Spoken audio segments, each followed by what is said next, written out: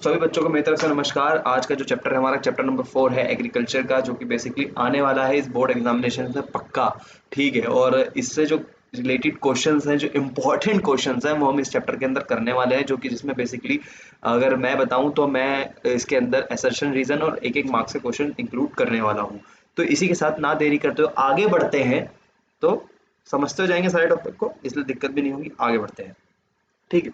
So first question है, इन Dahiya in India, jhuming a primitive form of cultivation is called बेवार और धैया in dash state। मतलब कौन से state में झूमिंग खेती को बेवार और धैया कहा जाता है। झूमिंग आपको पता है स्लैश एंड बर्न खेती होती है। एक जगह गए आप, पेड़ काटे, वहां पे आपने खेती करी, फिर उसको जला दिया, पेड़ फिर दूसरी जगह खेती करी। ठीक है, that is called slash and burn. मतलब स्लैश करो, बर्न करो, फिर उस पर खेती करने जाओ, फिर उस एरिया को छोड़ दो, फिर नई जगह जाओ, फिर स्लैश एंड बर्न करो, फिर एक नई खेती करो।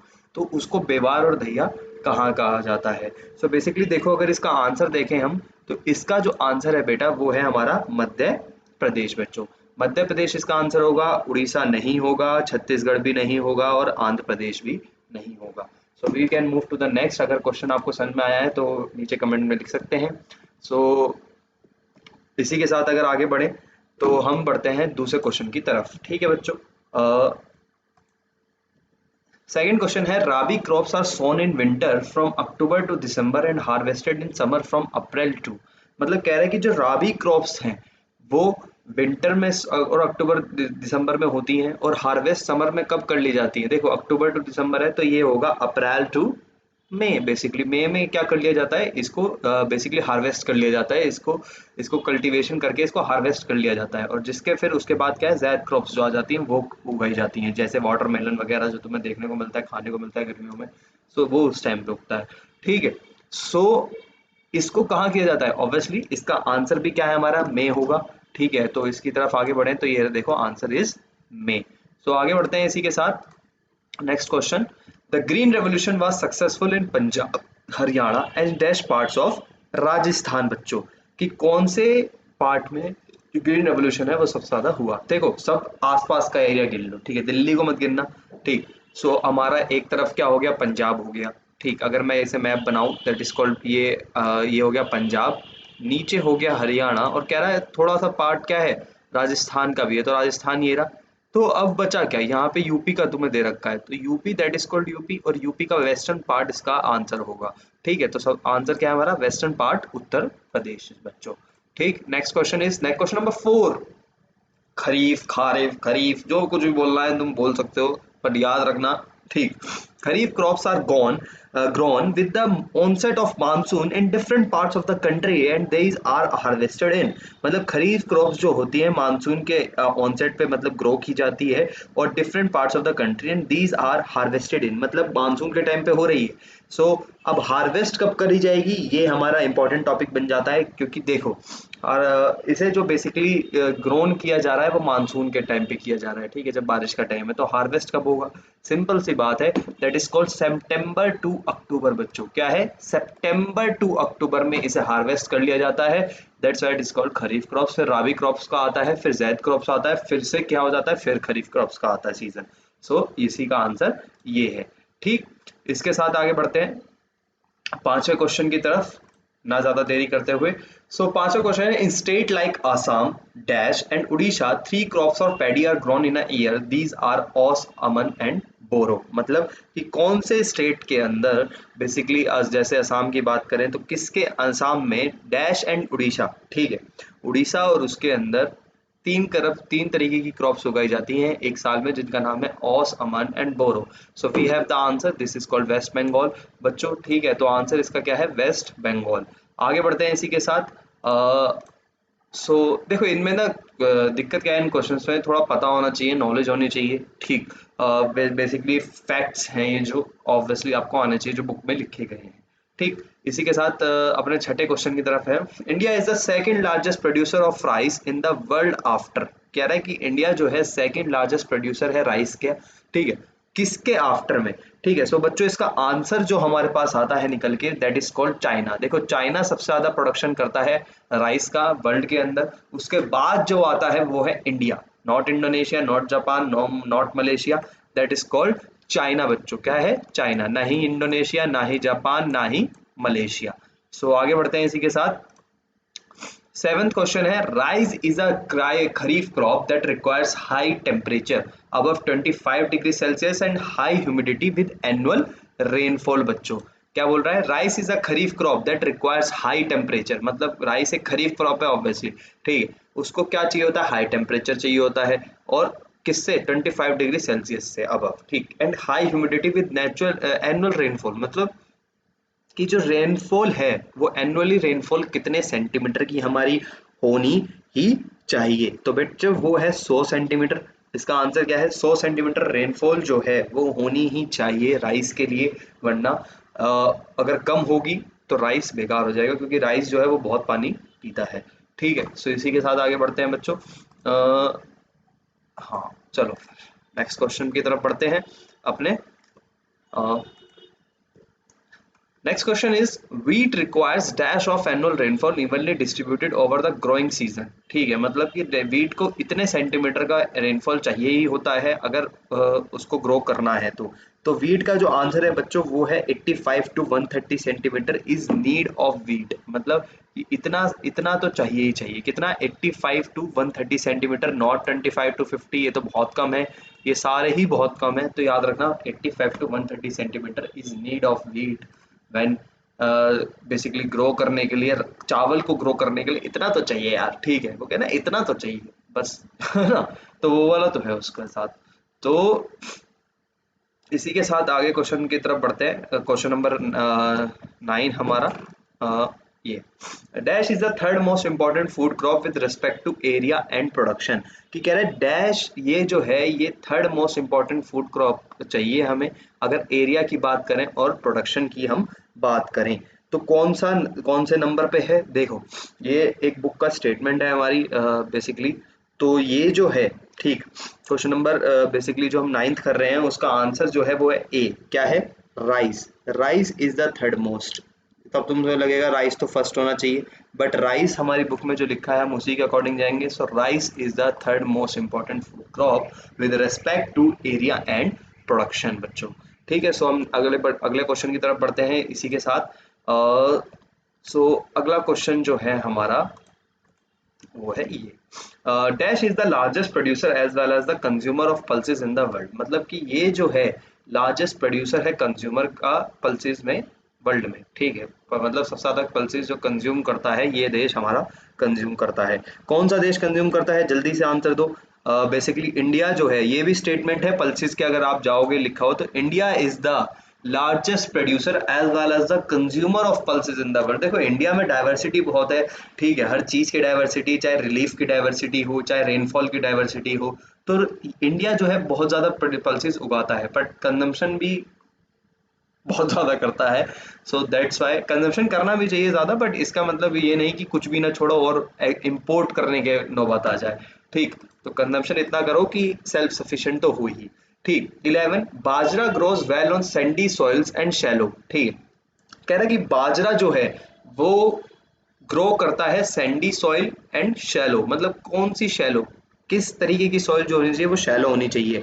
ठीक है बच्चों, ये आपका क्वेश्चन है। सो बाजरा जो है बच्चों वो होता है शैलो लेटराइट सॉइल पे, बच्चों क्या होता है, शैलो लेटराइट सॉइल पे। देखो ये शैलो लेटराइट सॉइल है, ठीक है, ब्लैक सॉइल नहीं होगा, रेड सॉइल भी नहीं होगा, एंड एलुवियल सॉइल भी नहीं होगा, शैलो लेटराइट सॉइल पे ये उगता है बच्चों। ठीक है, इसी के साथ आगे बढ़ते हैं हम दूसरे क्वेश्चन की तरफ अपने।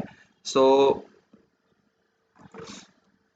12th question is, dash is the world's largest producer of sugar cane, ठीक है, मतलब dash is the world's largest producer of sugar cane की बात हो रही है। ठीक है, so India is the world's largest producer of sugar cane in recent time, India ही सबसे ज्यादा शुगर केन का प्रोडक्शन करता है वर्ल्ड के अंदर। ठीक है, ब्राजील पहले हुआ करता था बच्चों, बट अब नहीं है, क्यूबा और यूएसए तो बिल्कुल भी इसका आंसर नहीं होगा।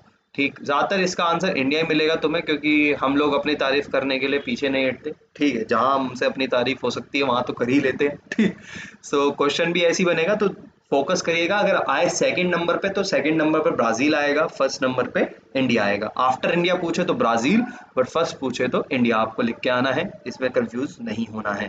13 क्वेश्चन है, Jalpaiguri in dash is a major tea producing district in India. कह रहा है कि जलपाईगुड़ी जो है ये एक मेजर टी प्रोड्यूसिंग डिस्ट्रिक्ट है इंडिया के अंदर। अब ये कह रहा है जलपाईगुड़ी कहाँ, जलपाईगुड़ी है कहाँ, ठीक है। सो जलपाईगुड़ी जो बच्चे मिलता है वो मिलेगा आपको कहाँ पे, देखो जलपाईगुड़ी बहुत ज़्यादा इंपॉर्टेंट है। जलपाईगुड़ी जहाँ मिलता है वो है वेस्ट बंगाल, ठीक है। वेस्ट बंगाल, अगर आप सिक्किम की तरफ जाओगे तो सिक्किम से पहले जो ये पड़ता है हवाई अड्डा, वो जलपाईगुड़ी का पड़ता है, ठीक है। सो इसके साथ आगे बढ़ते हैं हम नेक्स्ट क्वेश्चन पे। 13 एंड देन 14, 14, हम 14 क्वेश्चन पे हैं। So arabica variety of coffee is grown in India, it was initially brought from dash. मतलब जो अरेबिका वेराइटी है कॉफी की वो इंडिया में उगाई जाती है, ठीक है। अब वो आई कहाँ से है, मेन चीज ये है, देखो कावा कावा करके सुना है तुमने? कहाँ बोला जाता है कावा कावा, ठीक है, नहीं सुना, चलो कोई नहीं, ठीक। जो बेसिकली जो ये वाली वैरायटी है हमारी बच्चों, वो मिलती है हमें ईरान में। ईरान में ये कावा कावा के नाम से अगर तुमने सुना हो तो कावा इसी को कहते हैं, ब्लैक टी को भी कई बार बोल देते हैं कावा वैसे, but that is called Iran. Iraq नहीं होगा बच्चों, सीरिया भी नहीं होगा, येमेन भी इसका आंसर नहीं होगा, ठीक है बच्चों। आगे बढ़ते हैं इसी के साथ नेक्स्ट क्वेश्चन की तरफ। Rubber is an important industrial raw material, 15 question है हमारा। Rubber is an important industrial raw material, ठीक है, रबर तो चाहिए भाई। It is mainly ground in Kerala, Tamil Nadu, Karnataka, Andaman Nicobar, Garo hills. Garo hills किसकी, देखो गारो खासी जनता सुनिए आपने, ठीक है, कहाँ पर है, ये क्वेश्चन है मेरा, कहाँ पर है गारो खासी जनतिया, बताइए बच्चों, गारो खासी जनता किधर है, बताओ बताओ। देखो गारो खासी जनता मिलती है आपको, कुछ याद आ रहा है, नहीं आ रहा, कोई दिक्कत नहीं है। दैट इज कॉल्ड सिक्किम तो नहीं होगा, ठीक, वेस्ट बंगाल भी नहीं है। You have the example Assam and option, sorry Assam and Meghalaya, ठीक, असम और मेघालय का आपके पास ऑप्शन है, बताओ किस में उगाई जाती हैं, ठीक है, गारो खासी, बताओ बताओ जल्दी बताओ, ठीक, देख लो, जल्दी बताओ जल्दी बताओ, ठीक। गारो खासी Jaintia that is called Meghalaya बच्चों, मेघालय के अंदर गारो खासी जंतिया हिल्स हैं, ठीक है, तो आपके आंसर गारो खासी जंतिया होगा, ठीक है बच्चों। 16 है, rearing of silk worms for the production of silk fibre is known as, मतलब कह रहा है कि अगर जब सिल्क वॉर्म से सिल्क फाइबर बनाया जाता है तो उसको किस कल्चर के नाम से जानते हैं, सैरी कल्चर, एपीकल्चर एंड फ्लोरिकल्चर। देखो फ्लोरिकल्चर जो होता है फ्लावर्स के लिए होता है बेसिकली अगर देखा जाए तो, ठीक, it is not called apiculture, that is called sericulture बच्चों। सिल्क है, सैरीकल्चर आप याद कर सकते हो, याद करने के लिए सबसे बेटर तरीका है, ठीक है। सो आगे बढ़ते हैं इसी के साथ। Dash the Bhoodan Gramdan movement initiated by dash is also known as the bloodless revolution. कह रहा है कि जो भूदान ग्रामदान मूवमेंट इनिशिएट किया था वो किसने किया था, और ये ब्लडलेस रेवोल्यूशन के नाम से भी जाना जाता है। भूदान ग्रामदान मूवमेंट इनिशिएटेड बाय, ठीक है, भूदान का करो ग्रामदान करो, तो दैट इज कॉल्ड विनोदा भावे, ठीक है, विनोबा भावे। विनोबा भावे जी ने ही भूमदान ग्रामदान मूवमेंट को इनिशिएट किया था हमारे इंडिया के अंदर, ठीक है बच्चों। इसका आंसर क्या हो गया हमारा, विनोबा, बेसिकली विनोबा भावे, ठीक है। हाँ, तो आगे बढ़ते हैं इसी के साथ। In 2010 to 11, around dash of the total workforce was employed by the farm sector, which makes more than half of the Indian population dependent on agriculture for subsistence. क्या 2010 से 11 के बीच में इतना प्रतिशत जो था वो टोटल वर्कफोर्स किसके अंदर था, फार्म सेक्टर के अंदर इंक्लूडेड था, which makes more than half of the Indian population dependent on agriculture for substance. मतलब कह रहा है कि मोर देन हाफ था, ठीक है। तो मोर देन हाफ में देखो सबसे ये होता है बेसिकली क्वेश्चन को अंडरस्टैंड करने का, ठीक है। सो अगर देखें, ये कुछ ज़्यादा ही बड़ा हो गया है मेरा, हाँ ठीक है, मतलब इसे कलर है green, that is called not it is not in 40%, it is not 52%, so basically जो है 85% भी नहीं था, that is called 62%, more than half है, full भी नहीं है बेटा, ठीक है, more than half है मतलब एक तिहाई तो है नहीं, ठीक है, so that's why it is called more than 62% जो जनसंख्या थी हमारी, वर्कफोर्स जो था वो कहीं ना कहीं फार्म सेक्टर में एम्प्लॉयड था बच्चों, ठीक है। इसी के साथ आगे क्वेश्चन के साथ हम बढ़ते हैं। Our next question is, considering the importance of agriculture in India, which of the following were given priority for improving Indian agriculture? ठीक है, considering the importance of agriculture in India, अगर आप importance देखो agriculture की India में, which of the following were given priority for improving Indian culture, कौन importance देता है, ठीक है, priority for improving Indian culture। So 19th question है तो ध्यान से सुनना, establishment of Indian Council of Agriculture Research, सही बात है। Development in the field of meteorology and weather forecast, ठीक है। C establishing agriculture universities, veterinary services and animal breeding centres, ये भी ठीक। चलो सो इसका जो आंसर होगा बेटा 19th क्वेश्चन का, वो है आंसर नंबर डी, जो बेसिकली क्या है, ऑल ऑफ दी अबव, क्योंकि ये सारे सारे कहीं ना कहीं हेल्प करते हैं। वेदर और मेट्रोलॉजी फोरकास्ट हो गया तो वो वेदर का बताते हैं कि कैसा प्रोडक्शन इस साल रहेगा, क्या नहीं रहेगा, कितनी बारिश होगी, तो ताकि किसान जो है वो पहले से ही सचेत हो जाए। फिर Indian Council of Agriculture research तो है ही एग्रीकल्चर के लिए बेसिकली, और लास्ट बचा veterinary service on animal breeding in centres and agriculture universities, तो ये भी इसके लिए लगातार काम करते हुए आ रहे हैं। तो ये सारे के सारे इंपॉर्टेंट होते हैं। 20 क्वेश्चन है, operation flood is associated with, मतलब ऑपरेशन फ्लड किससे एसोसिएट करता है। देखो ऑपरेशन फ्लड जो था वो बेसिकली दूध के लिए था, और दूध किस कलर का होता है, white, so that is called white revolution, ठीक है बच्चों। तो ये क्या कहलाएगा, व्हाइट रेवोल्यूशन कहलाएगा बच्चों, व्हाइट रेवोल्यूशन, देखो ठीक, that is called white revolution. दूध के लिए जो था ऑपरेशन फ्लड था, that is called white revolution बच्चों, ठीक है। इसके साथ आगे बढ़ते हैं। कह रहा है which of the following methods have been change depending upon characteristics of physical environment, technological know how and socio culture practice. कह रहा है कौन से जो फैक्टर्स है या फॉलोइंग मेथड्स हैं वो कहीं ना कहीं इन कैरेक्टरिस्टिक्स जो होता है, depending upon the characteristics of physical environment, ठीक है, मतलब भौतिक जो पर्यावरण है उसके लिए, technological know how and socio culture practice. तो फर्स्ट है industrial activity, irrigation pattern, cultivation and none of these, ठीक है। Which of these following methods have been changed depending upon the characteristics of physical environment, ठीक। बताओ बच्चों क्या answer होगा इसका, कुछ समझ में आ रहा है? चलो आ भी नहीं रहा तो कोई दिक्कत नहीं, मैं बैठा हूँ उस चीज के लिए, ठीक है। सो अब जो आंसर है वो हमारा है क्या है, बताओ बताओ। देखो इंडस्ट्रियल एक्टिविटीज मेथड सबके साथ लगा के देखो ना, method have been change depending upon the characteristics of physical environment, technological know how and socio culture practice. देखो इंडस्ट्रियल वाला तो नहीं होगा, ठीक है, ऑब्वियसली वहां तो नहीं होगा, है ना, वो तो नहीं होगा, इंडस्ट्रियल एक्टिविटी तो बेसिकली नहीं होगा। तो बचा क्या, इरिगेशन, इरिगेशन पैटर्न नो, ठीक है, कल्टीवेशन मेथड्स होगा, ठीक है, क्योंकि कल्टीवेशन मेथड्स जो होते हैं वो हैव बीन चेंज, क्योंकि कल्टीवेशन मेथड चेंज हो गए हैं, ठीक है, कि फिजिकल एनवायरनमेंट डिपेंड होंगे, बारिश होगी, ठीक है, तो हम करेंगे वहाँ खेती हो पाएगी, ढंग से नहीं होगी, ठीक है।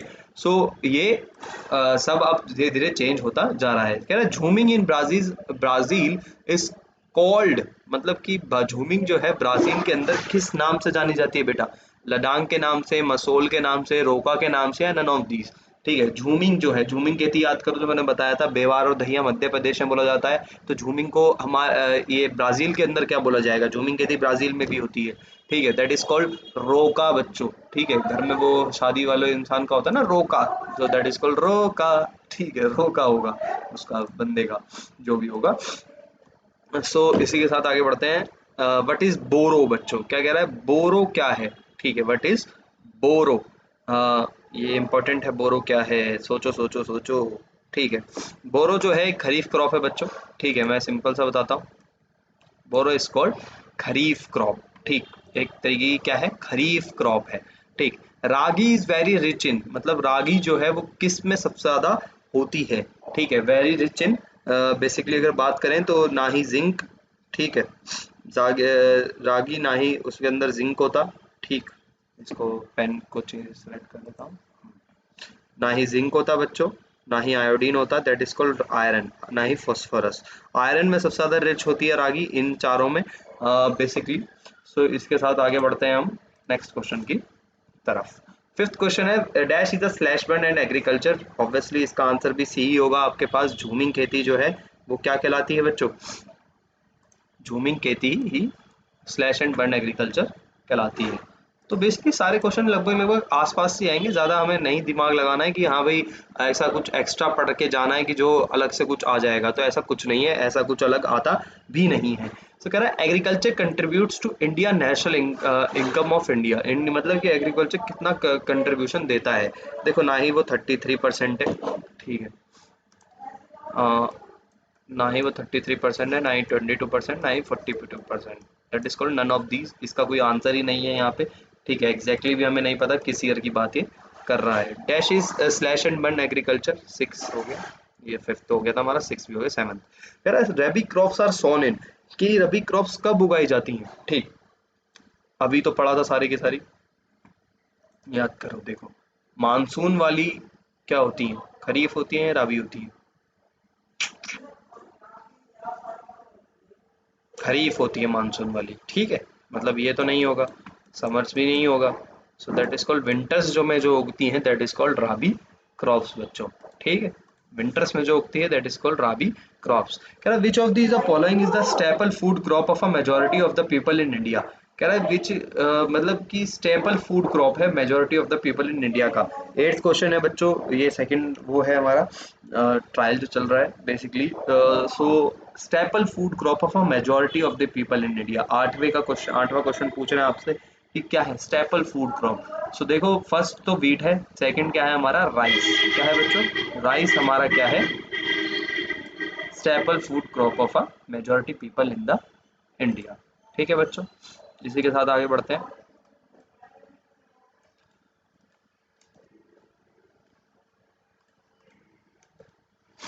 कह रहा which out of the following is a rabi crop. Rabi crop कौन सी क्रॉप इसके अंदर है जो राबी क्रॉप है?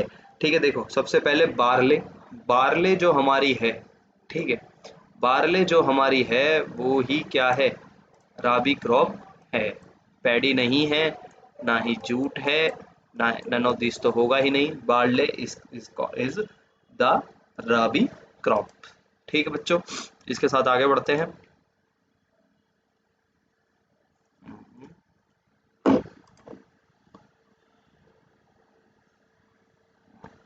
कह which out of the following is a zaid crop, ठीक है। जैद क्रॉप क्या है? अभी मैंने बहुत ज़्यादा पहले बताया था, that is called water melon बच्चों। क्या होता है? वाटर मेलन जो होता है वो हमारा जैद क्रॉप के अंदर आता है, ठीक है। अब आगे बढ़ते हैं इसी में। For irrigation most of the Indian farmers depend on. कह रहा है इरिगेशन जो है, फॉर इरिगेशन के लिए, सिंचाई के लिए जो इंडियन फार्मर्स हैं वो ज़्यादातर किस चीज़ पे डिपेंड होते हैं बच्चों, ठीक है। इसका मुझे अभी नींद आ रही है, पता नहीं क्यों थका आ रहा हूँ वैसे, चलो छोड़ो इस चीज़ को। तो राबी जो फॉर इरिगेशन, बेसिकली अगर इरिगेशन की बात की जाए तो फार्मर्स किस पे डिपेंड होते हैं?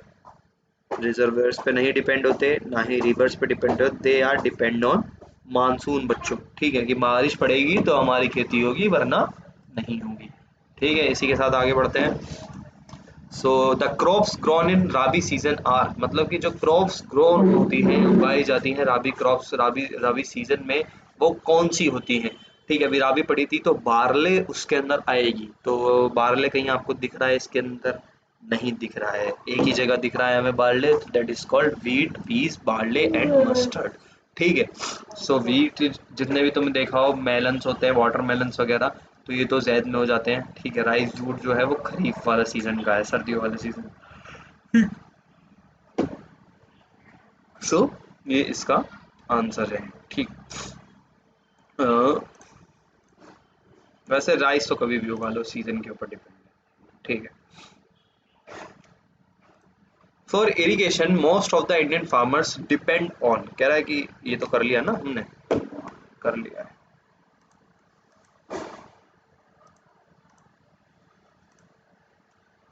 इसके साथ आगे हम बढ़ते हैं।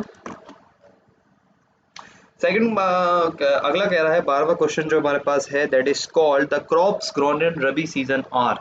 जो क्रॉप्स ग्रो हो रही हैं रबी सीजन में वो कौन सी क्रॉप्स हमारी होती हैं? That is called wheat, peas. ठीक है, ये तो कर लिया, सॉरी फिर से वो आगे क्वेश्चन 13, चलो sorry. So which of the following farming practice depends upon monsoon, natural fertility of the soil and suitability of other environmental conditions?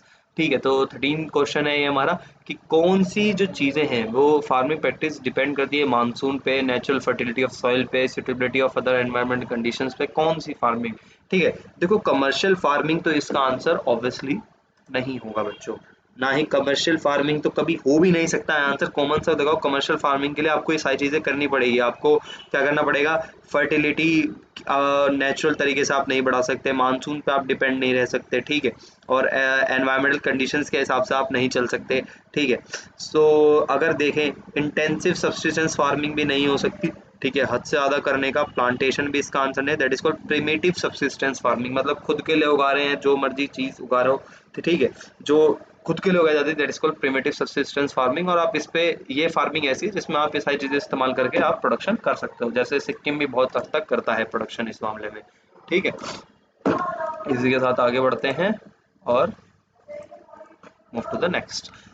Which type of agriculture practice is famous in northeastern states like Assam, Meghalaya, Mizoram and Nagaland? देखो north east states में जो mainly होती है झूमिंग खेती होती है, ठीक है, slash and burn farming, commercial farming and subsistence farming. अगर तुम्हें क्वेश्चन आए, देखो ऑप्शन बहुत अजीब है, ए झूमिंग भी बोल रहा है, बी स्लैश एंड बर्न भी बोल रहा है, सी कमर्शियल भी बोल रहा है और सी डी सब्सिस्टेंस भी बोल रहा है, ठीक है। कह रहा है कि भाई अब कंफ्यूजन देखो यहाँ थोड़ी तो क्लियर हो जाएगी कि देखो कि इस नॉर्थ ईस्टर्न स्टेट में कमर्शियल फार्मिंग और सब्सिस्टेंस फार्मिंग तो नहीं होती, but where it is called jhuming and slash and burn farming, मतलब कि जो नॉर्थ ईस्टर्न स्टेट्स है उसमें इसको किस नाम से जाना जाता है? स्लैश एंड बर्न के नाम से जाना जाता है या झूमिंग के नाम से जाना जाता है? तो बच्चों मैं बता दूं, स्लैश एंड बर्न उसका बताते हैं कि वो होती है, बट एक्चुअली में जो झूमिंग है वही उसको, वो वहाँ पे इसी नाम से जानी जाती है खेती की, झूमिंग खेती करते हैं लोग, ठीक है। तो किस नाम से जानी जाती है ये इंपॉर्टेंट है, ठीक है। तो क्वेश्चन नंबर 15 देखो, what population of India is engage in agriculture activities, मतलब कितनी पॉपुलेशन जो इंडिया की है वो एग्रीकल्चर एक्टिविटीज के अंदर इंक्लूड है? तो देखो 62% है, तो 3/4 तो होगा नहीं, अगर तुम सिंपल सा 15 क्वेश्चन सॉरी, वो तो होगा नहीं, ठीक है, क्या नहीं होगा? तो 2/4 तो होगा नहीं, 2/4 का मतलब बच्चों 50%, जो कि मैथ्स कर भी रहे होंगे बच्चे उन्हें पता होगा। 1/4 का मतलब क्या है बच्चों? ठीक है, 1/4 का मतलब है 25%, ठीक। 3/4 का क्या मतलब है? सोचो सोचो, 3/4 का क्या मतलब होगा? 3/4 का मतलब है 75%, और 2/3 का मतलब है 66%। तो ऑब्वियसली 2/3 ही होगा इसका आंसर, जो हमने पीछे भी देखा था 62% उसका आंसर आया था। सो दैट इज कॉल्ड 66% के आसपास 2/3 पॉपुलेशन जो हमारी है एग्रीकल्चर एक्टिविटीज में इंक्लूडेड है, मतलब काम करती है, वर्कफोर्स जो है हमारी वो उसमें ही है। 16 क्वेश्चन है, in which months the kharif crops are harvested, मतलब कौन से मंथ्स में खरीफ क्रॉप्स को हार्वेस्ट कर लिया जाता है बच्चों, ठीक है। सो खरीफ क्रॉप्स को कब कर लिया जाता है, अब ये इम्पोर्टेंट है, ठीक है, कब करा जाता है खरीफ क्रॉप्स को? बताओ बताओ, in which months the kharif crops are harvested, ये बहुत बार करा चुका हूँ, तो that question is for your homework कि आपको ये फाइंड करना है कि in which months the kharif crops are harvested, ठीक है। कुछ होमवर्क भी मिलेगा ताकि तुम भी कुछ ढूंढो, थोड़ा जिज्ञासा भी तो बढ़नी चाहिए, ठीक है। जब आप कुछ इच्छा करते हो करने की तो कर लेते हो वो काम, चाहे कुछ भी, समझ जाओ, ठीक है। सो इस वाले वजह से काम कर लेते हो आप। सो important crops like paddy, maize, jowar, bajra, etc. are growing during which of the following seasons? मतलब कौन से सीजन में ये ग्रो की जाती हैं? मेज, जवार, बाजरा एटसेट्रा। तो बेसिकली अगर मैं देखूं इसका आंसर जो बच्चों बनता है वो है मानसून सीजन में बच्चों। क्या है? मानसून सीजन में ही इसको ग्रो कर लिया जाता है, ठीक है। समर नहीं, विंटर नहीं, ना ही स्प्रिंग बच्चों, ठीक है। कौन कौन सी क्रॉप्स याद रखना? पैडी, मेज, जवार, बाजरा, ठीक है, etcetera are grown in dash, ठीक है। तो इसी के साथ आगे बढ़ते हैं बच्चों। 18 question, aus, aman and boro are types of which crop, ठीक है। किसका है? मेज का है, पैडी का है, ज्वार का है, बाजरा का है। तो बहुत सारे बच्चे कंफ्यूज होते हैं, सर ये तो राइस का है। ठीक है, तो असमान जो बोरो है वो बेटे बेटा पैडी का है। पैडी बेसिकली राइस का ही एक पार्ट है। ठीक है, पैडी राइस को ही बोलते हैं कई बार। तो ना ही मेज होगा उसका आंसर, ना ही ज्वार होगा, ना ही बाजरा होगा। ठीक है बच्चों, इसके साथ आगे बढ़ते हैं। Watermelon, muskmelon, cucumber, vegetables and fodder crops are the types of. So types of क्या है? जैद क्रॉप्स। बच्चों बताया था ना मैंने कि ये सारी चीजें कब उगाई जाती हैं? जैद जैद सीजन में, जो कि हमारा जो अप्रैल से स्टार्ट हो जाता है अगर तुम देखो तो। सो जैद क्रॉप्स बेसिकली इसका आंसर होगा। ना ही इसका आंसर खरीफ क्रॉप्स है बच्चों, ना ही कराबी, ना ही नन ऑफ दीज। ठीक है बच्चों, आगे इसके साथ बढ़ते हैं आंसर में। अभी ठंड है ना, मैं स्क्रीन पे पढ़ा नहीं है। तो बस इस वजह से मेरे मेरे को थोड़ा शांति दो, घर पे बैठा हूँ धूप में मस्त। ठीक। सो आगे बढ़ते हैं इसी के साथ। Which of the following was the main focus of our first 5 year plan? कि फर्स्ट 5 ईयर प्लान का मेन फोकस क्या रहा है? Cost of the food grains रहा है, लैंड रिफॉर्म्स रहा है, इंडस्ट्रियलाइजेशन रहा है, या ग्लोबलाइजेशन हमारा रहा है? तो इसका आंसर बेटा ये है कि हमारे जो हुए थे सबसे ज़्यादा लैंड रिफॉर्म्स हुए थे, क्योंकि किसानों के पास ढंग से ज़मीन भी नहीं थी। सारे ज़मींदार वगैरह, थोड़ा हिस्ट्री का है, थोड़ा जानते हो हिस्ट्री तो। ठीक है, हिस्ट्री बिकॉज इसका आंसर क्या है? हिस्ट्री होगा बच्चों। ठीक है, हिस्ट्री से है, सॉरी हिस्ट्री होगा नहीं, हिस्ट्री से है। सो लैंड रिफॉर्म्स इसका आंसर होगा, क्योंकि ना ही कॉस्ट ऑफ फूड ग्रेन्स उनका मेन था। इंडस्ट्रियलाइजेशन बेटा सेकंड उसके अंदर था। ठीक है, सेकंड जो अगर आप देखोगे ना सेकंड 5 ईयर प्लान, तो उसके अंदर इंडस्ट्रियलाइजेशन था। देखो ग्लोबलाइजेशन का जो स्टार्ट हुआ था वो 1991 की एलपीजी पॉलिसी के कारण हुआ था। ठीक है, एलपीजी पॉलिसी के कारण ही हमने ये सब करना शुरू किया था। So that's why it is called land reforms focus of our first 5 year plan. ठीक है, बार बार नीचे हो रहा है, क्या गड़बड़ हो रही है? माउस खराब। चलो कोई दिक्कत नहीं है, आगे बढ़ते हैं, आपके लिए कुछ भी करेंगे हम। So who was declared as spiritual heir of Gandhi ji? कह रहा है कि who was declared as spiritual heir of Gandhi ji, मतलब स्पिरिचुअल हायर उन्होंने करी थी गांधी जी की। बेसिकली कौन है वो? ठीक है, तो जो है विनोद भावे हैं। ठीक है, विनोद भावे ने उनके ही काम के दौरान, जब याद करो जो मैंने बताया था, ठीक है, उन्होंने क्या किया था? भूग्रमदान। ठीक है, उन्होंने वो स्टार्ट किया था। बट बेसिकली ये जो स्पिरिचुअल हायर थे गांधी जी के, यही थे। ठीक है, इन्होंने उनकी कहते हैं ना कि हम उनके नक्शे कदम पे चलते हैं, वो वाला हिसाब जो होता है। ठीक है, तो ना ही सुभाष चंद्र बोस, ना ही जवाहरलाल नेहरू, ना ही सरदार पटेल इसका आंसर होगा। That is called Gandhi ji का जो वो थे हायर थे, वो बेसिकली विनोबा विनोबा भावे थे। ठीक है बच्चों, होप सो आपको क्लियर हो रहे हैं बहुत सारे डाउट, और क्वेश्चन करोगे तो बहुत सारे आंसर भी पता चलेंगे, जिससे आप पेपर में गलतियां नहीं करोगे, इतना मैं गारंटी आपको प्रोवाइड कर सकता हूँ। Which of the following is being used in making gunny bags, mats, ropes, yarn, carpets and other artefacts? कह रहा है कि कौन सी चीज जो यूज होती है गनी बैग्स बनाने में, ठीक है, मैट्स बनाने में, रोप्स बनाने में, यार्न बनाने पे, कारपेट्स बनाने में एंड अदर आर्टिफैक्ट्स? तो देखो घर में जो बैग्स होते हैं, कई बार जूट बैग्स आपने देखे होंगे, मैट्स भी जूट की होती हैं, रोप्स भी जूट की होती हैं, यार्न भी कई बार जूट के होते हैं, रोप्स पता है रस्सा जो जूट से बनता है, कारपेट्स एंड अदर आर्टिफैक्ट्स जो बेसिकली बनते हैं, वो मेरा मानना जो है ये 22 का जो है ए आंसर है, क्योंकि जूट ही सबसे ज़्यादा इन चीज़ों में काम आता है। ठीक है बच्चों, सो जूट इसका आंसर होगा, ना ही कॉटन, ना ही फाइबर, ना ही नन ऑफ दीज इसका आंसर है। सो इसके साथ आगे बढ़ते हैं। सो 23 क्वेश्चन है, dash is a scheme introduce by government of India for the benefit of farmers? मतलब ये जो स्कीम है गवर्नमेंट ऑफ इंडिया ने चलाई थी फार्मर्स के बेनिफिट करने के लिए, तो बेनिफिट उनके लिए बेनिफिट हो उससे। ठीक है, किसान क्रेडिट कार्ड, मुद्रा योजना, फार्मर स्कीम, जन धन योजना। तो इसमें से आपको आंसर देना है कौन सी चीज़ हुई थी। देखो सबसे पहली चीज़ जो किसान क्रेडिट कार्ड ही है, वही जो हमारी गवर्नमेंट है, ठीक, गवर्नमेंट ऑफ इंडिया किसान क्रेडिट कार्ड उन्होंने शुरू किया। मुद्रा योजना नहीं है उसमें, ना ही फार्मर स्कीम है, ना ही जनधन योजना है। ठीक है, यही सबसे पहली इन्होंने करी थी। बेसिक कॉन्सेप्ट है, करते जाओ साथ साथ ताकि याद होता रहे। ठीक है, टिक the characteristics of commercial farming. देखो जिसको नहीं करना है वो उसके लिए भी ये बढ़िया बात है, क्योंकि अगर पूरा चैप्टर नहीं पढ़ा जा रहा तो उसे शॉर्ट में करके खत्म करो एक आधे घंटे की क्लास में। So tick the characteristics of commercial farming, मतलब कमर्शियल फार्मिंग के कैरेक्टरिस्टिक्स क्या है इनके अंदर से, ये आपको देखना है कि कौन सा है कौन सा नहीं है। ठीक है, मतलब जो है वही करना है। Plots of land are fragmented.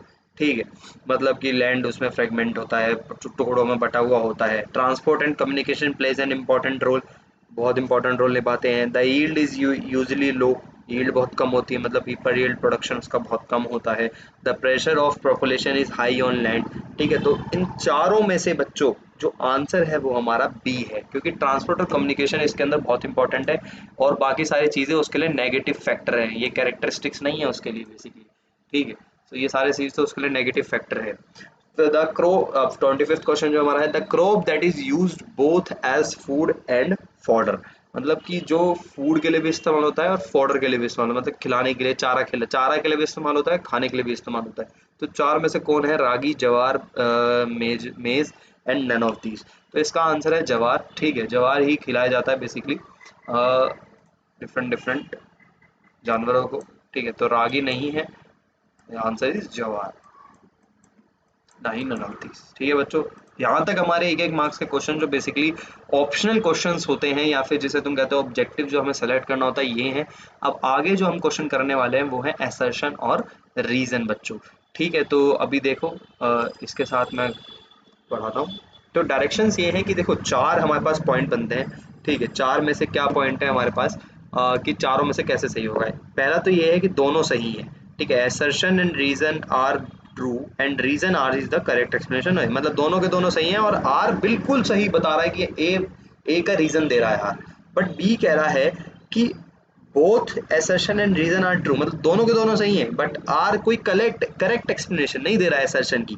ठीक है, तीसरा कह रहा है assertion बिल्कुल सही है, बट आर क्या है? गलत है। और चौथा कह रहा है both assertion and reason are full, मतलब दोनों के दोनों गलत है। ठीक है, आर यहाँ पे ट्रू नहीं होगा कभी भी, ये कहना चाह रहे हैं ये। तो इसी के साथ आगे बढ़ते हैं बच्चों।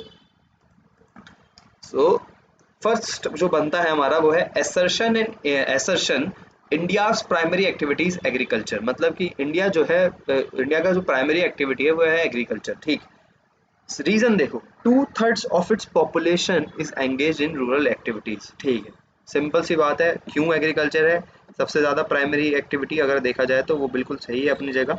ठीक, क्यों? क्योंकि इंडिया, सही बात है, वो प्राइमरी एक्टिविटी में इंडिया रहता ही है सबसे आगे।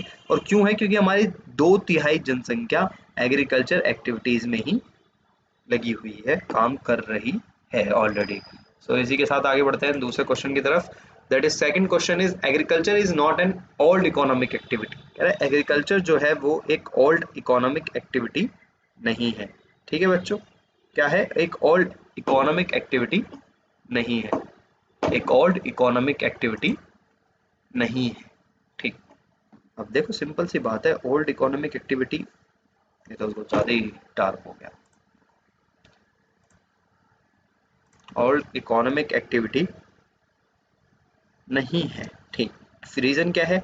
Farming varies from subsistence to commercial type. ठीक है, फार्मिंग वेरी करती है सब्सिस्टेंस टू कमर्शियल। देखो पहला तो गलत ही है, और अगर पहला गलत हो गया तो दूसरा पढ़ने की जरूरत है ही नहीं। तो दोनों के दोनों गलत, आंसर इज डी। बेसिकली ए जो है वो भी फॉल्स है, रीजन है वो भी फॉल्स है। ठीक है बच्चों, इसके साथ आगे बढ़ते हैं हम अपने सेकंड क्वेश्चन की तरफ, थर्ड क्वेश्चन की तरफ, sorry. Plantation has an interface of agriculture and industry, कि प्लांटेशन जो है वो इंटरफेस है कहीं ना कहीं एग्रीकल्चर का और इंडस्ट्री का। चलो हाँ, ये तो बात देखो सही बोल रहे हैं कि हाँ भाई प्लांटेशन जो है वो इंटरफेस ही कहलाता है, क्योंकि कहीं ना कहीं जो आप एक चीज कर रहे हो वो प्रोडक्शन क्यों कर रहे हो। जैसे कॉफी का है, कॉफी क्यों उगाई जाती है? अब वो बंदा पूरी जिंदगी बैठ के कॉफी थोड़ी खाएगा। ठीक, बट कॉफी खाने, अब वो कॉफी बेचेगा तो कहीं ना कहीं इंडस्ट्रियल के लिए भी वो काम कर रहा है। ठीक है, दैट इज कॉल्ड, ठीक। सो ये जो वो है, ये बिल्कुल करेक्ट स्टेटमेंट है। ठीक, अब रीजन देखो, कह रहा है कि plantation is a type of commercial farming. सही बात है, रीजन भी सही है। A single crop is grown on a large area, बिल्कुल सही। तो अब इससे जो आंसर मिलता है वो हमें मिलता है ए, मतलब ए जो है वो भी ट्रू है, आर जो है वो भी ट्रू है, और आर जो है वो करेक्ट एक्सप्लेनेशन है किसकी? एसर्शन की। तो इसका आंसर मिलता है हमारा ए। ठीक है बच्चों, इसके साथ आगे बढ़ते हैं। Question number fourth, biochemical inputs and irrigation are used for obtaining higher production. कह रहा है बायोकेमिकल जो इनपुट्स हैं और इरिगेशन है वो इसलिए होता है ताकि हायर प्रोडक्शन हो सके। प्रोडक्शन मतलब बड़े लेवल पे हो सके बेसिकली। जो बायोकेमिकल इनपुट्स फर्टिलाइजर्स इस्तेमाल हो रहे हैं या फिर इरिगेशन के लिए कोई भी चीज़ इस्तेमाल हो रही है, वो क्यों हो रहा है? क्योंकि हाई प्रोडक्शन चाहिए। अगर देखो सब्सटेंस करना है तो नेचुरली भी उग सकता है, ऐसा कुछ बड़ी बात नहीं है, बट आपको हाई प्रोडक्शन करना है तो आपको बायोकेमिकल चीज़ें इस्तेमाल करनी पड़ेंगी इरिगेशन के लिए भी और बेसिकली उगाने ज़्यादा उगाने के लिए भी। ठीक, so dosages of biochemical input are use to grow crops rapidly. तो क्यों, रीज़न क्यों है? क्योंकि ये जो बायोकेमिकल इनपुट है वो क्यों किया जाता है? क्योंकि ग्रो क्रॉप्स को रैपिडली ग्रो करने के लिए। तो दोनों के दोनों सही हैं, फिर इसका ए आंसर आ जाता है, दैट इज कॉल्ड। इसका रीजन बनता है ए जो है वो भी ट्रू है, रीजन जो है वो भी ट्रू है, एंड जो ए रीजन है वो करेक्ट एक्सप्लेनेशन है किसकी? ए की। तो आपको शायद क्लियर हो गया होगा आपकी बार ये वाला। सो इसके साथ नेक्स्ट क्वेश्चन की तरफ बढ़ते हैं। कह रहा है crops are grown depending upon the variations in soil climate and cultivation practices. कह रहा है कि क्रॉप्स जो हैं वो डिपेंड करती हैं सॉइल्स की वेरिएशन पे। सही बात है भाई, जैसे कि अगर तुम देखो तो हर सॉइल पे हर चीज़ नहीं उग पाती, ठीक है। अब कैक्टस को तुम यहाँ उगाने की कोशिश करोगे तो यहाँ थोड़ी उग पाएगा। तुम अगर कोशिश करो कि भैया बैठ के मैं रेगिस्तान में राइस की खेती करूंगा तो नहीं हो पाएगा, सिंपल सी बात है। सॉइल्स की वैरायटी तो वेरी करेगी करेगी, ठीक है। इमेजिन कोई बंदा कोशिश कर रहा है, ठीक है, बट उसके लिए बहुत समय चाहिए, एक प्रॉपर टाइम चाहिए उसको ग्रो करने के लिए। हो तो सकता है बट टाइम तो चाहिए ही, ठीक है। आपने शायद वो देखी हो, एक केसरी मूवी थी, ठीक है, उसके अंदर जो हमारे वो हैं क्या क्या नाम है, अक्षय कुमार जी, वो पीछे उगाते हैं ना उसके कुछ, कोशिश करते हैं उस बंजर भूमि पे उगाने की। तो दैट इज कॉल्ड कि सॉइल की वेरिएशन कहीं ना कहीं डिपेंड करती है। क्लाइमेट वेरी करता है, अगर जहाँ बारिश वर्षा वर्षा ज़्यादा हो रही है वहाँ पे आप खेती नहीं कर सकते, जहाँ कम हो रही है वहाँ आप खेती नहीं कर पा रहे ढंग से, ठीक है। तो पानी कहीं ना कहीं क्लाइमेट बहुत ज़्यादा इंपॉर्टेंट रोल निभाता है। ज़्यादा धूप पड़ गई तो दिक्कत, ना पड़ी तो दिक्कत, ठीक है। कल्टीवेशन प्रैक्टिसेस क्या है, कल्टीवेशन किस तरीके से होता है, ये सब भी हमें ज़रूरी है। रीज़न क्या है, crops are also grown according to variability of water. तो this is not the reason, reason ये नहीं है, ठीक है। डिपेंड आप कर सकते हो बट रीज़न इसका बिल्कुल गलत है, ठीक है। So crops are also grown according to, हाँ हाँ, वाटर की अवेलेबिलिटी पे तो होता है, मतलब दोनों के दोनों तो सही है, बट रीज़न मुझे कहीं इसका क्लियर होते हुए नहीं दिख रहा है। सो दैट्स वाई आंसर जो होगा इसका बेट जो वो होगा ए, ए नहीं sorry B, that is called. A भी ट्रू है, आर भी ट्रू है, बट आर जो है, ठीक है, आर जो है वो नहीं है करेक्ट एक्सप्लेनेशन इसकी, ठीक है। सो that is called yes. So question number 6, apple food crop in India is rice and requires less rain. Apple नहीं होगा, एप्पल होगा, ठीक है। Apple food crop in India is rice and requires less rain. कह रहा है India की जो एप्पल क्रॉप है वो क्या है, राइस है और इसको कम वो चाहिए, ठीक है। सुनना ध्यान से, एसर्शन तो गलत है, मेरे को तो नहीं लगता, ठीक, कि ये बिल्कुल सही आंसर है। That is not the right answer, ठीक। एसर्शन, एसर्शन गलत। अब सेकंड देखो, रीजन देखो इस पे। कह रहा our country is the fourth largest producer of rice in the world. कह रहा है कि जो हमारी कंट्री है वो फोर्थ लार्जेस्ट प्रोड्यूसर है राइस की वर्ल्ड के अंदर। तो ये बिल्कुल सही है, this is the right. So assertion गलत, रीजन सही, इसका आंसर बनता है सी, ठीक। तो इसी के साथ आगे बढ़ते हैं। सेवंथ क्वेश्चन है pulses are not considered as a major source of protein in a vegetarian diet. ठीक है, सेवंथ क्वेश्चन देखो ध्यान से बोल रहा है, pulses are not considered as a major source of protein in a vegetarian diet. ठीक, फुद्दू आंसर, फुद्दू बना रहा है हमारा, भैया हम इतनी दालें खाते हैं क्यों खाते हैं, तो वेजिटेरियन ही तो है, इंपॉर्टेंट है, मेजर सोर्स है हमारा, क्योंकि उससे बहुत ज़्यादा आयरन आता है हमें, ठीक है। पल्सेस हमें बहुत सारी चीज़ें देती हैं, बहुत सारी विटामिन देती हैं। सो दैट्स वाई कि पल, ये तो बिल्कुल गलत बोल रहा हूँ भाई, इतना तो हम इंडिया वाले हैं, हम बेवकूफ़ थोड़ी हैं, ठीक है। So pulses are not considered as a major protein in white. तो बेसिकली आप गलत कह रहे हो कि ये कंसीडर्ड होना चाहिए, इसको नोट को काटने का मन कर रहा है मेरा, ठीक है, बट नहीं काट सकते तो ये स्टेटमेंट गलत हो गया। रीजन क्या है, rice is the rabi crop and requires lot of rain to grow. देखो राबी राइस जो है वो बेसिकली है हमारा खरीफ के अंदर आता है, उसमें भी होता है, ऐसी बात नहीं है। और requires a lot of rain to grow, ये बिल्कुल सही है। सो अगर इसका आंसर देखें तो सेवन्थ का आंसर जो बनेगा बच्चों वो बनेगा डी, क्योंकि दोनों के दोनों कहीं ना कहीं गलत है हमारे। ये लास्ट का सही है पर शुरुआत का थोड़ा गलत है, दैट्स वाई ये भी गलत हो जाता है पूरा का पूरा। तो दोनों के दोनों सही गलत हैं, तो इसका आंसर क्या हो गया, डी हो गया बच्चों। ठीक है बच्चों, आगे बढ़ते हैं इसी के साथ नेक्स्ट क्वेश्चन की तरफ। Assertion, T cultivation is a labour intensive industry. ठीक है, कि टी कल्टीवेशन होता है वो लेबर इंटेंसिव इंडस्ट्री ही कहलाएगा। ठीक है बच्चों, टी कल्टीवेशन क्या होता है, तुमने देखा वो आंटी है वो पीछे टोकरी बांध के और वो पत्ती तोड़ती रहती है पहाड़ों पे ऐसे ऐसे चेक करके। ठीक, सो ऐसी जो वो होती हैं, सो जो आंटियाँ होती हैं वो बेसिकली क्या तोड़ देती है, टी की लीव्स तोड़ देती हैं। टी कल्टीवेशन जो है वो लेबर इंटेंसिव टेक्निक है इंडिया के अंदर। सही बात है, लेबर उसमें काम आएगी आएगी। ठीक है, रीजन क्या है, cultivation can be done through out the year, T bushes require warm and moist free most frost free climate. तो ये भी सही है। ठीक है, सो देखो इसमें कोई रीज़न नहीं दिया है, ठीक, कि क्यों लेबर इंटेंसिव इंडस्ट्री है, ठीक है, उसमें क्यों मशीन्स का इस्तेमाल नहीं हो सकता, ये कोई इसका आंसर नहीं है। तो हम दोनों ए भी गलत सही है, रीज़न भी सही है, बट आर जो है वो एक्सप्लेनेशन नहीं है एसर्शन की। ठीक है, नॉट द एक्सप्लेनेशन नहीं कहलाएगा, नहीं है नहीं है नहीं है। ठीक है, कभी भी नहीं होगा। सो नाइन्थ क्वेश्चन जो हमारे पास है वो है organic farming is much in vogue. ठीक है, is much in vogue, reason क्या है, in organic farming farming crops are grown in using high dosage to increase production. ठीक है, मतलब in organic farming crops are grown using high dosage to increase production.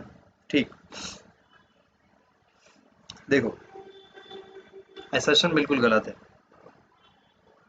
Walk मैं कभी बाद में बताऊंगा, बट तुम्हें सिंपल से समझा देता हूँ, एसर्शन बिल्कुल गलत है, वॉक का नहीं है काम। ठीक, it is not included in walk.